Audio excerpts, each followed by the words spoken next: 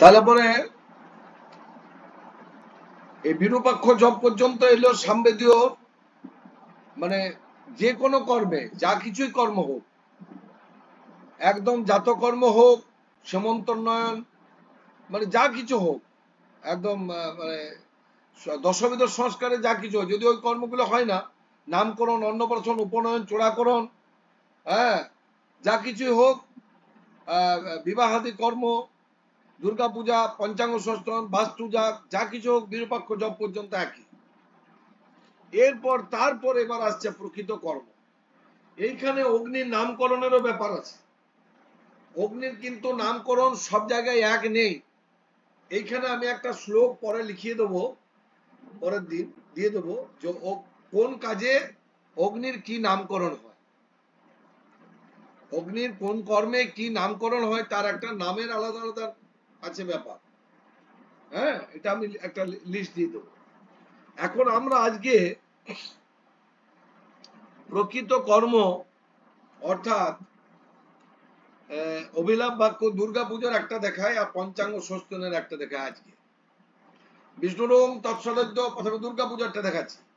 বিষ্ণুরং তৎসদৈদ্য আশ্বিনে মাসে শুক্লে পক্ষে অমুক তীর্থ, মানে এখানে নবম তীর্থ, নবমীর দিন সাধারণত হোমটা হয়।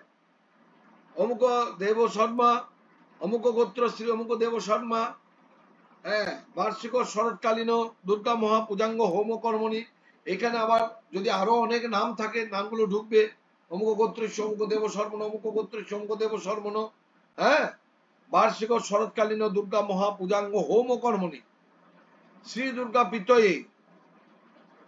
এইবার ওম জয়ন্তী মঙ্গলা কালী ভদ্রকালী কপালিনী দুর্গা শিবা সমাধাত্রী সদা নমস্তুতে সাহিত্য মন্ত্রেণ প্রত্যেকেন পঠিতেন বা অম্বি অম্বিকা অম্বালিকে নমা নৈতিক সদত্তক সুভদ্রকাং কাপিলবাসিনী সাহিত্য মন্ত্রণ প্রত্যেকেন পঠিতেন। এখানে একটা কথা বলে রাখি, দেশাচার কুলাচার বেদে কিন্তু সব জায়গায় বিষ্ণুকে আগে দেয়।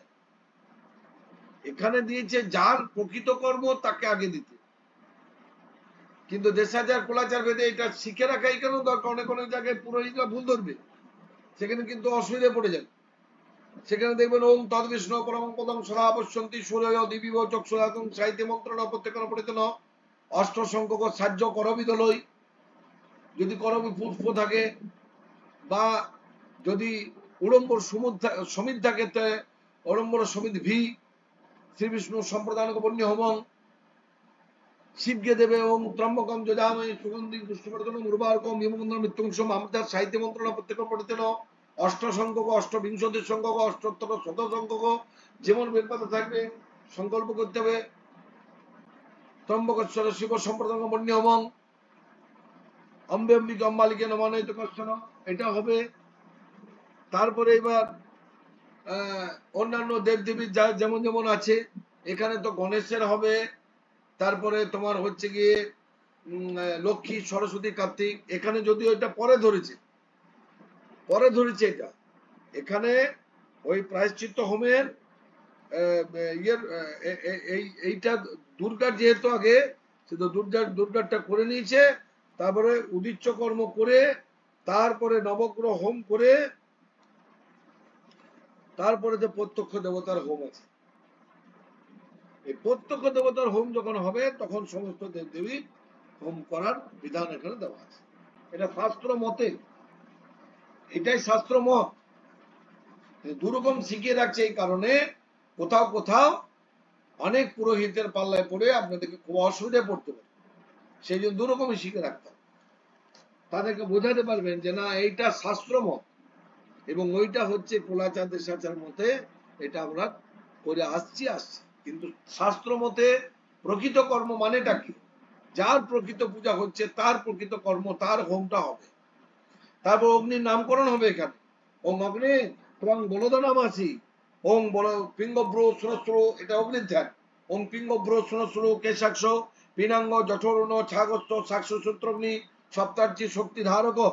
ওং ভূর্ভবস্য বলদাগ্নি আবাহন ইয়াগচ্ছ ইয়াগচ্ছ ইয়তিষ্ঠ ইয়তিষ্ঠ ইয় সন্নিধি ইয় সন্নিধি সত্তাধিষ্ঠান কুরু মম হোম পূজাঙ্গিহান এস গন্ধং বলদাগ্নি নবে তৎপুষ্পং বলদাগ্নি নবে সুদুপং বলদাগ্নি সুদুপং বলদাগ্নি বিদং হবির নবিদং বলদাগ্নি স্বাম। তাহলে বলদ নাম অগ্নি হোম আবাহন পুজো।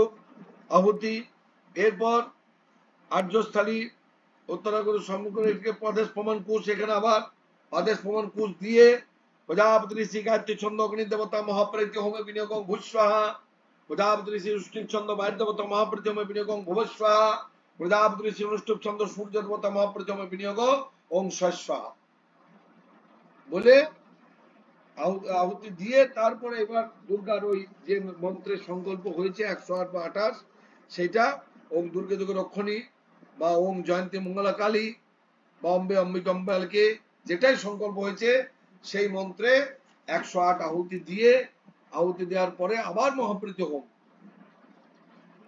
আবার একটা পূর্ব স্থাপিত একটা কুশ, পূর্বের ন্যায় কুশ মানে সমিত নিক্ষেপ করে তারপর উদিচ্য কর্ম। উদিচ্য কর্মটা কি? উদিচ্য কর্ম হচ্ছে প্রায়শ্চিত্ত কর্ম। কেন প্রায়শ্চিত্ত করতে হচ্ছে না, এটা সংকল্পতেই বলে দেওয়া আছে। বিষ্ণুনং তৎসদৈত্য অমুক আশ্বিনে মাসি শুক্লে পক্ষে মহানবম্বামতিত অমুক গোত্র শ্রী অমুক দেব শর্মা বার্ষিক শরৎকালীন দুর্গা মহাপূজাঙ্গ হোম কর্মণি। এইখানে কিন্তু কৃতিদের নামে সংকল্প হবে না, শুধুমাত্র এখানে অনেকে ভুল করে, শুধুমাত্র যার কায় যে হোতা তারই সংকল্প। কারণ দুর্গা মহাপূজাঙ্গ হোম কর্মণি যদ বৈগুণ্য জাতং তদ্দোষ উপশমনায় ব্যস্ত সমস্ত মহাপৃথিবী প্রায়শ্চিত হোম মহম করিস।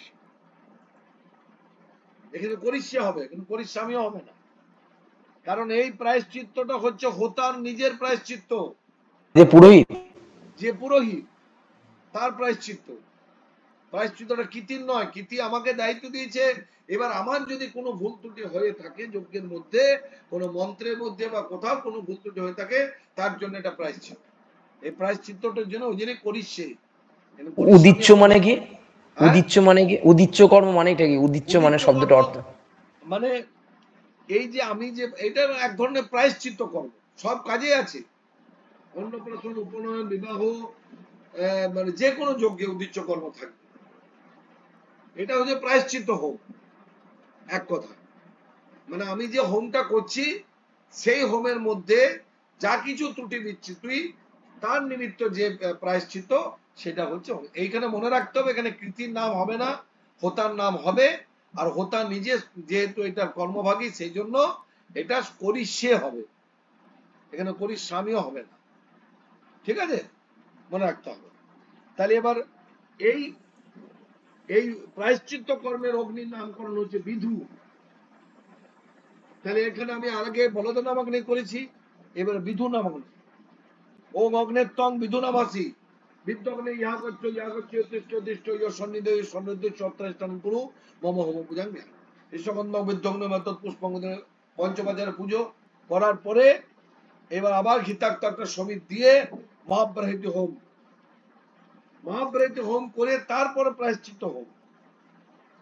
কি বলবে? প্রজাপতি ঋষি গায়ত্রী ছন্দ অগ্নি দেবতা ব্যস্ত সমস্ত মহাপৃথিবী প্রায়শ্চিত্ত হোমে বিনিয়োগ ভূস্বা। আবার প্রজাপতি ঋষি রুষ্টিক ছন্দ বায়ু দেবতা ব্যস্ত সমস্ত মহাপৃথিবী প্রায়শ্চিত্ত হোমে বিনিয়োগ ওং ভুবস্বা। প্রজাপতি ঋষি রনুষ্ঠুপ ছন্দ সূর্য দেবতা ব্যস্ত সমস্ত মহাপৃথিবী প্রায়শ্চিত্ত হোমে বিনিয়োগ ওং শস্বা।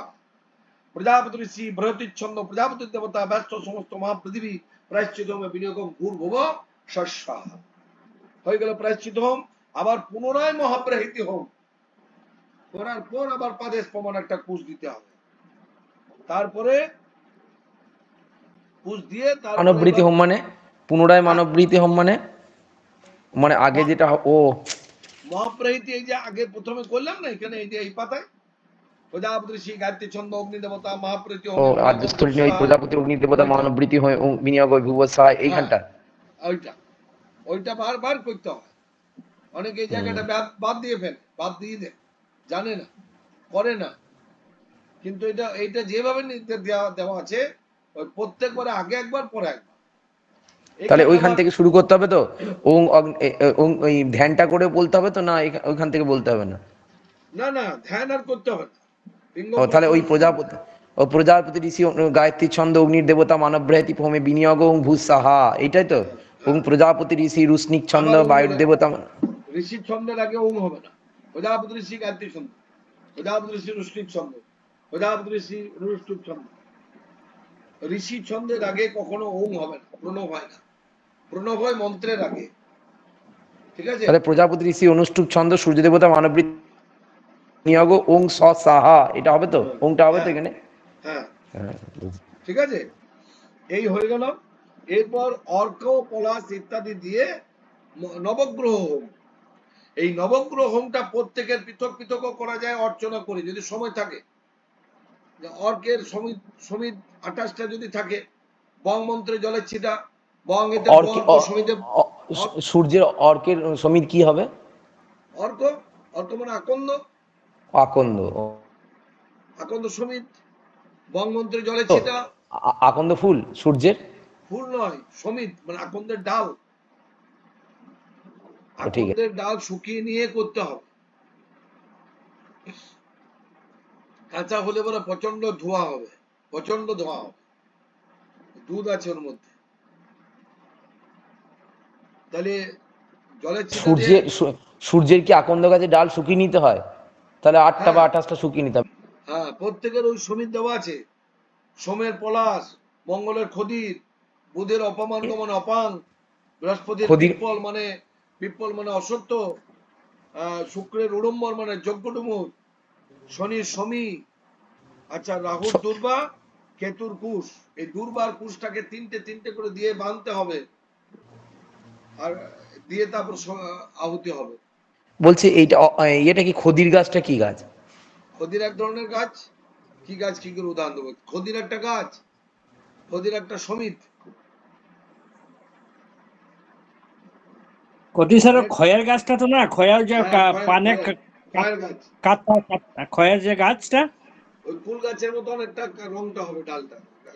হ্যাঁ। আর সমী কিসের সমী? সমী ওই যে ছোট ছোট নিম পাতার মতো শনি পুজো লাগে দেখবে, সমী শিবের ইয়ে রুদ্রের ইয়েতেও লাগে। সাই বাবলা যেটা, সাই সাই। ও সমী গাছ হচ্ছে সাই বাবলা, ঠিক আছে। হ্যাঁ, অনেকে বাড়িতেও লাগায়, ছোট ছোট মানে ইয়ে কাঁটা হবে, ছোট ছোট কাটা হবে, হলুদ কালারের ফুল হয়। পাতাগুলো দেখতে হলো ইয়ে তেঁতুল পাতার মতো, কিন্তু ছোট ছোট অনেক। হ্যাঁ, ছোট ছোট হলুদ কালারের ফুল হয় স্যার, হলুদ ফুল। হ্যাঁ, হলুদও হয়, অন্য কালারও হয়।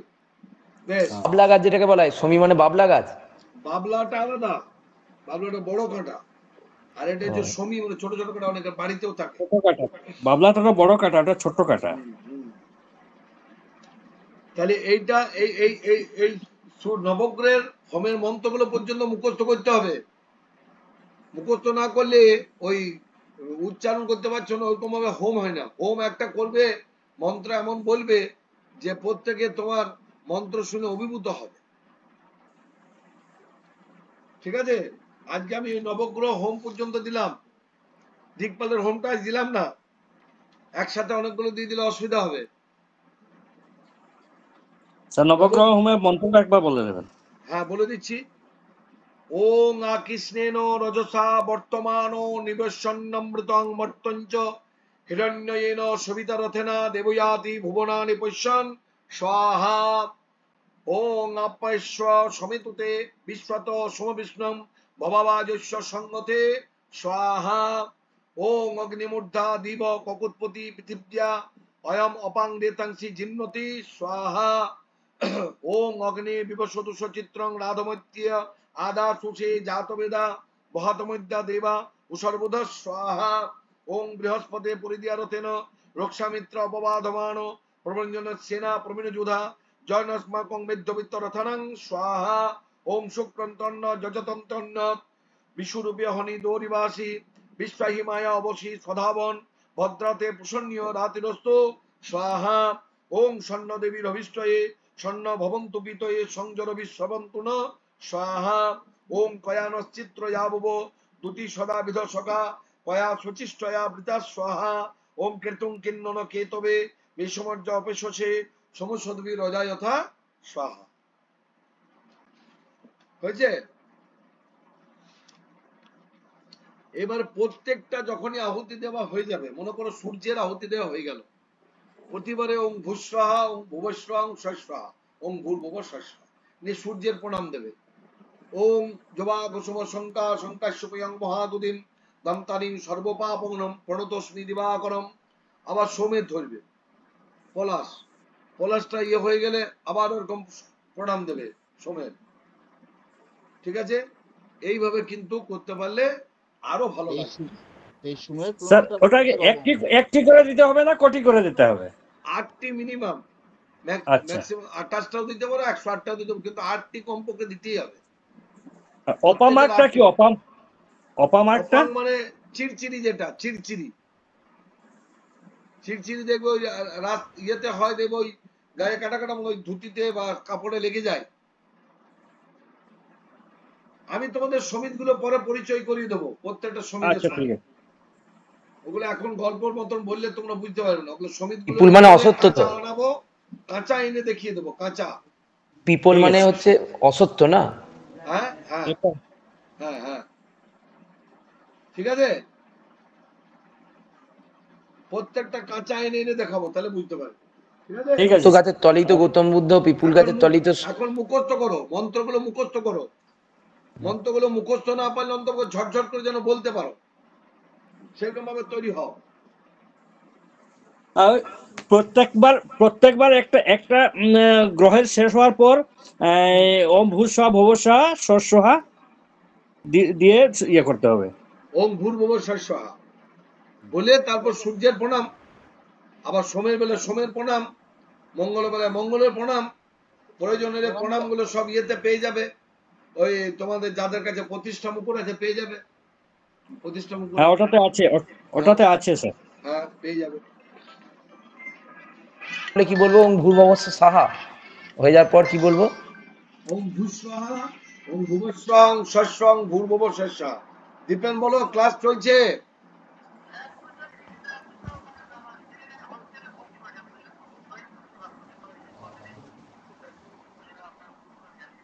ও, কি কি